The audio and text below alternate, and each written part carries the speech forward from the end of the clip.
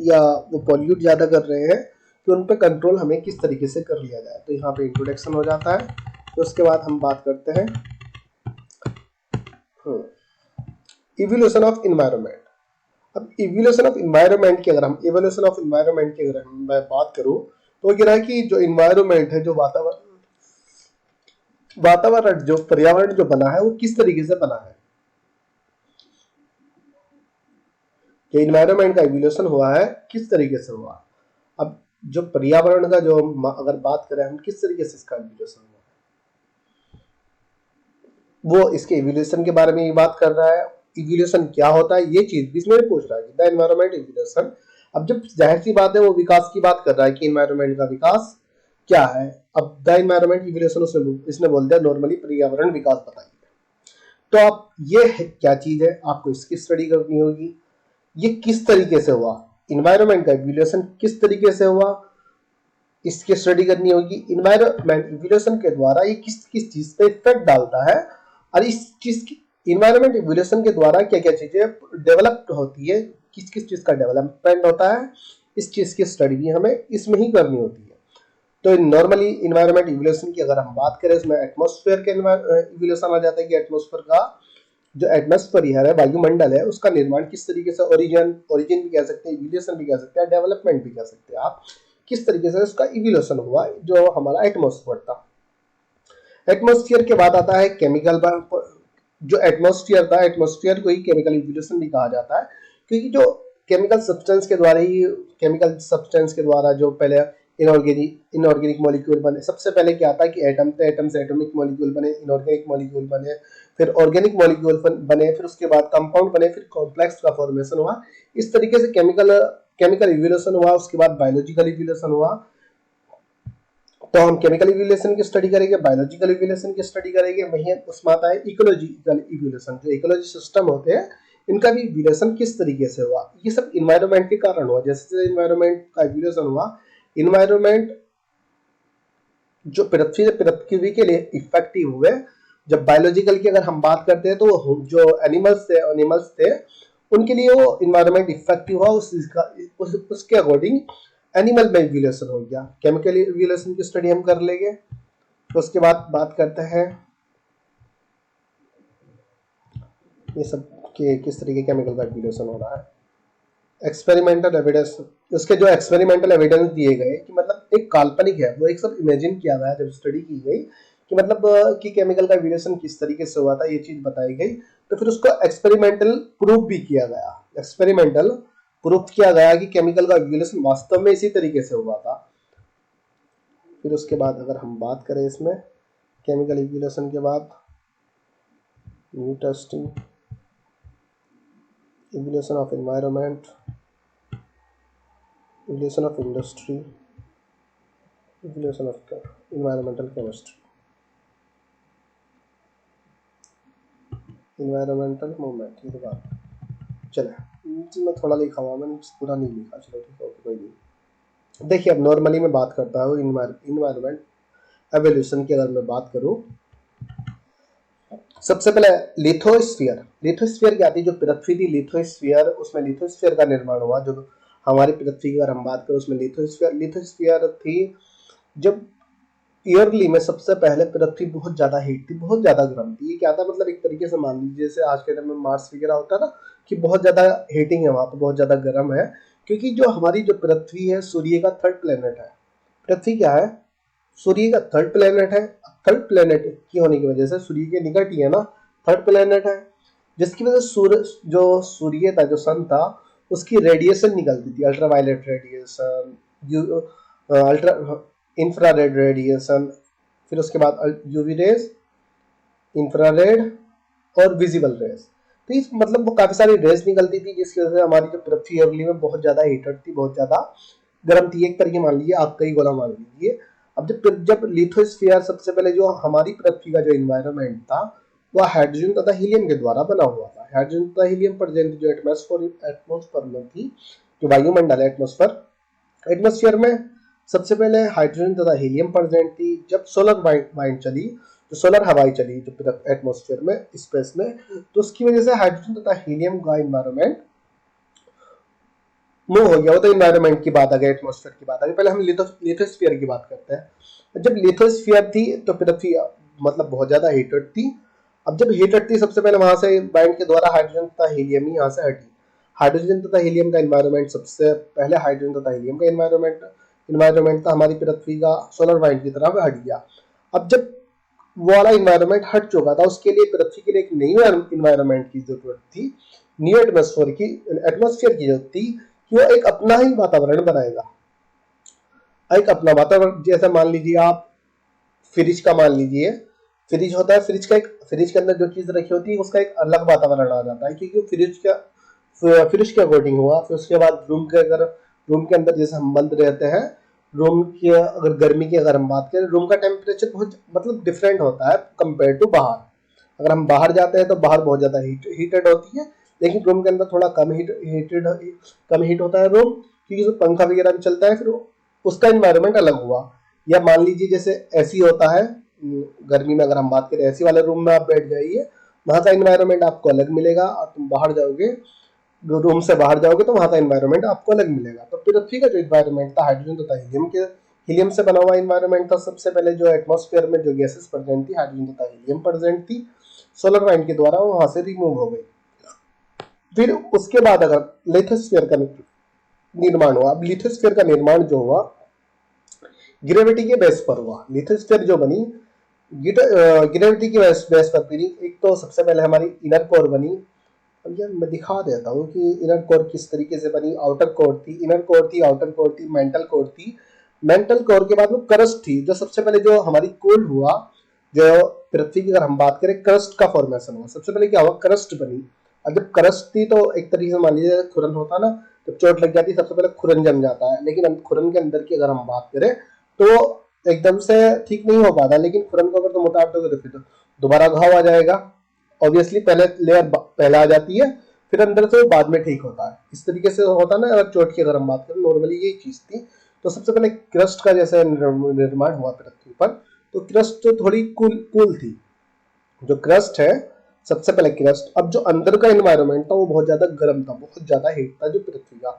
अभी life exist नहीं कर रही थी। जो साइंटिस्ट का मानना है कि जो पृथ्वी थी, पृथ्वी में लाइफ एक्सिस्ट नहीं हुई। लाइफ तो बाद में एक्सिस्ट हुई, पहले केमिकल इवोल्यूशन हुआ है, एटमोस्फियर बना है, फिर उसके बाद लाइफ एक्सिस्ट हुई।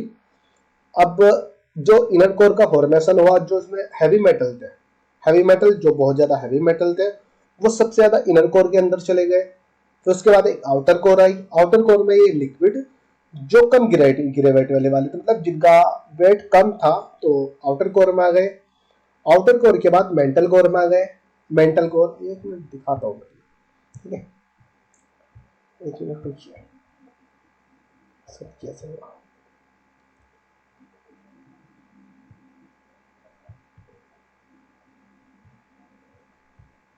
ये तो नहीं है,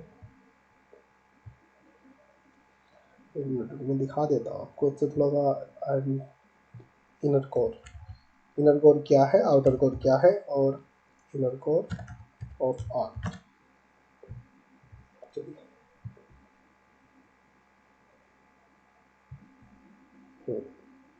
ध्यान दे दीजिए,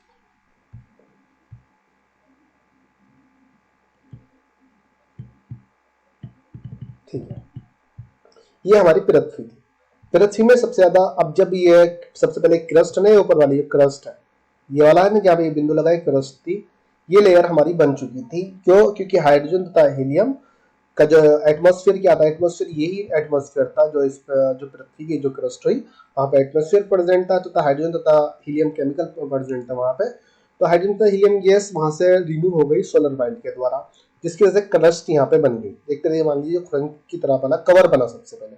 लेकिन जो अंदर का हिस्सा था बहुत ज्यादा भी हीटेड था, बहुत ज्यादा गर्म था। अब गर्म होने की वजह से अब यहाँ से ऊपर की साइड से कूलिंग हो रही थी, अंदर कोई एक्टिविटी नहीं हो रही थी, क्योंकि लाइफ अभी एग्जिस्ट नहीं हुई थी। फिर उसमें जो इनर कोर बनी, फिर आउटर कोर बनी, आउटर के बाद मेंटल कोर बनी। अब जो इनर कोर थी, जो सबसे ज्यादा हैवी मेटल थे, बहुत ज्यादा हीटेड थे, बहुत ज्यादा गर्म थे, तो ऑटोमेटिकली इनर कोर के अंदर चले गए। जो पृथ्वी की इनर कोर थी उसमें हैवी मेटल चले गए। हैवी मेटल के कारण इसका तापमान क्या हुआ, बहुत ज्यादा हाई हुआ। फिर जो लिक्विड की फॉर्म में जो इसके कंपेरिजन में कम वेटेड थे, जिनका कम वेट था, तो वह आउटर कोर में चले गया। इस तरीके से मान लीजिए इनर कोर में थोड़ा सॉलिड गए, आउटर कोर में थोड़े लेस सॉलिड गए, या मान लीजिए लिक्विड फॉर्म में चले गए। मेंटल कोर थी। अब सबसे ज्यादा अब जिस तरीके से ग्रेविटी के बेस पे इनमें कोर डिवाइडेड हो गई थी, inner core, outer core, mantle core, ये क्या हुआ, लिथोस्फीयर का निर्माण हो गया। लिथोस्फीयर के बाद अगर हम बात करें, एटमॉस्फेयर बना। अब लिथोस्फीयर के बाद जो एटमॉस्फेयर बना, अब एटमॉस्फेयर का निर्माण होना था। जैसे जैसे ये कूलिंग हो रही थी, पृथ्वी पे टेम्परेचर थोड़ा थोड़ा डिक्रीज हो रहा था। डिक्रीज कैसे हो रहा था, जो इवोपरेट हो रहा था, जितने भी इवोपरेट मतलब ये गर्म होने के बाद जितने भी केमिकल निकल रहे थे उसमें से सबसे पहले कार्बन डाइऑक्साइड सबसे सबसे मैक्सिमम अमाउंट में निकली।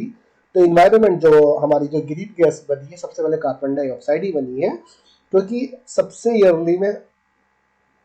ईयरली की अगर हम बात करें, सबसे पहले वॉल्केनिक इरप्शन ज्यादा हो रहे थे। मतलब पृथ्वी से कोई स्टार आके टकरा दिया, जितने भी आपको बड़े बड़े गड्ढे मिलते हैं, तो साइंटिस्टों का मानना यही है, तो साइंस मानती है कि जो जितने भी पृथ्वी पर गड्ढे हुए हैं, इनसे हजारों करोड़ों साल पहले कोई स्टार आके टकराए होंगे, कि स्टार टकराए होंगे, या अलग अलग तरीके से इनमें टकराव हुआ होगा, जिसकी वजह से वॉल्केनिक इरप्शन बने, जहां लावा निकलता है। समुद्रों का निर्माण हुआ। समुद्र का निर्माण तो पानी के द्वारा, लेकिन जो गड्ढे वगैरह बने हैं, ये सब पृथ्वी के से डिफरेंट टाइप के एवोल्यूशन तभी हुए हैं कि मतलब स्टार पृथ्वी से आगे टकराए हैं, टकराने की वजह से अलग अलग तरीके से पहाड़ों का निर्माण हुआ। तो जो साइंस मानती है, साइंस यही चीज मानती है। तो सब एटमॉस्फेयर की अगर हम बात करें, एटमॉस्फेयर का एवोल्यूशन के सबसे पहले कार्बन डाइऑक्साइड प्रेजेंट थी।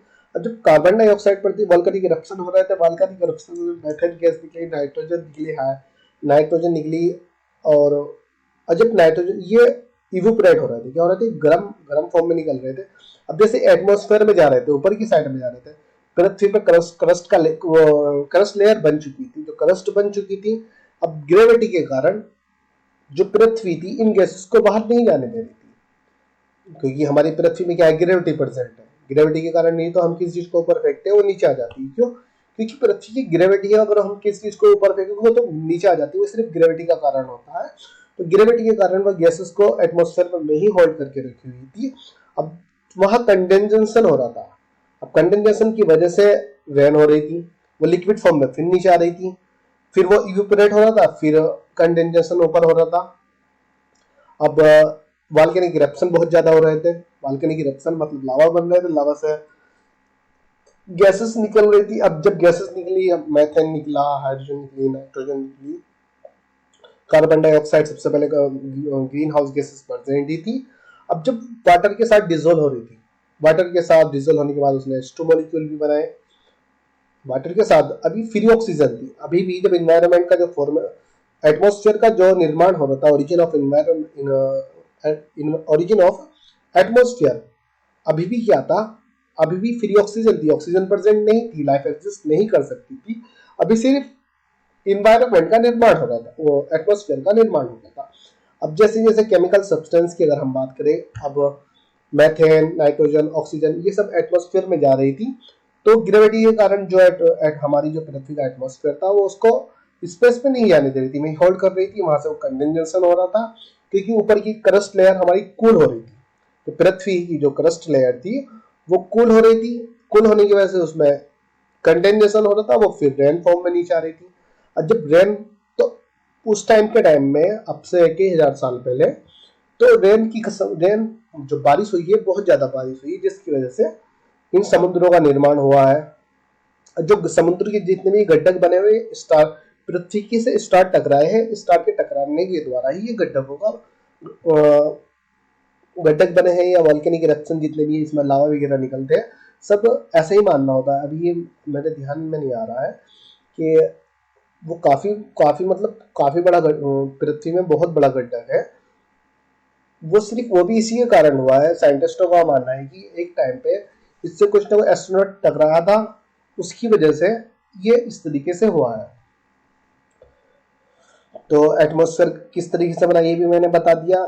लिथोस्फीयर किस तरीके, हाइड्रोस्फीयर वही जो समुद्रों का निर्माण, झरनों का निर्माण, ये सब इसका निर्माण किस तरीके से इवोल्यूशन हुआ है। इसका इवोल्यूशन तब कब हुआ, जब एटमॉस्फेयर बन रहा था। एटमॉस्फेयर का जब निर्माण हो रहा था, हमारी गैसेस बन रही थी, जो ग्रीन हाउस गैसेस है, अब ग्रीन हाउसेस गैसेस की वजह से जो पृथ्वी, जैसे जैसे हमारा इन्वायरमेंट, अब इन्वायरमेंट बनता, एटमॉस्फेयर का निर्माण होता गया, अपना एटमॉस्फेयर पृथ्वी ने बना लिया था।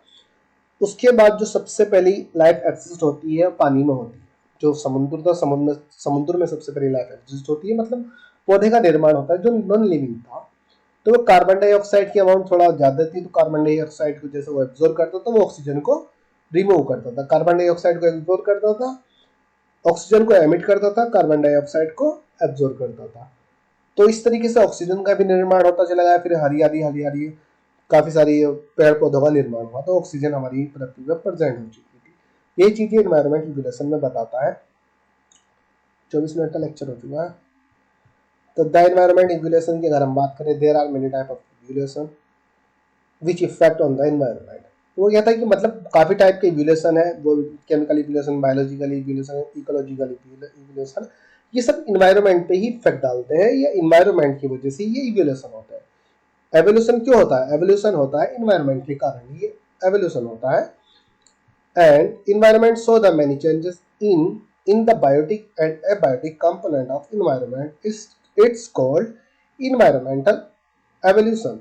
तो कह रहा है कि जो environment होता है many टाइप के changes को show करता है।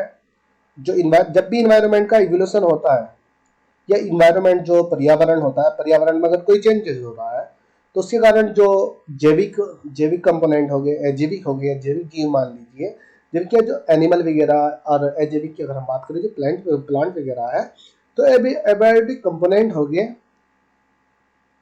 तो उसमें चेंजेस देखने को मिलता है इन्वायरमेंट के कारण। उसे ही हम इन्वायरमेंट इवोल्यूशन कहते हैं। उसमें सबसे पहले केमिकल इवोल्यूशन आ जाता है। मैनी टाइप की अगर हम बात करें, chemical evolution, biological evolution, ecological evolution. हम केमिकल इवोल्यूशन की स्टडी कर लेते हैं।